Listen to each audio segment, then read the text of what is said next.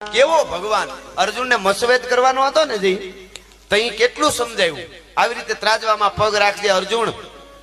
આવી રીતે ઉપર માછલી ફરતી છે પણ જોવાનું ઉપર નહીં નીચે જોવાનું પાણીમાં માછલી જોવાની બાણ ઉપર મારવાનું માછલી ફરતી છે અને ઈ માછલી દેખાય એમાં એની આંખ દેખાય પાણીમાં આંખનું નિશાન લઈને ઉપર મારીને આંખ તારે વીંધવાની છે બહુ સમજાયું અર્જુન કે આ બધુંય મારે કરવાનું તો તમે શું કામના ભગવાન બધુંય મારે કરવાનું અને હવે કૃષ્ણ ભગવાને શું કીધું સાંભળજો ખબર અર્જુન તારાથી નહીં થાય ઈ હું કરી હે કે તારાથી નહીં થાય હું કરી અર્જુન કે મારાથી બધું થાય પ્રભુ ઈ રહેવા દે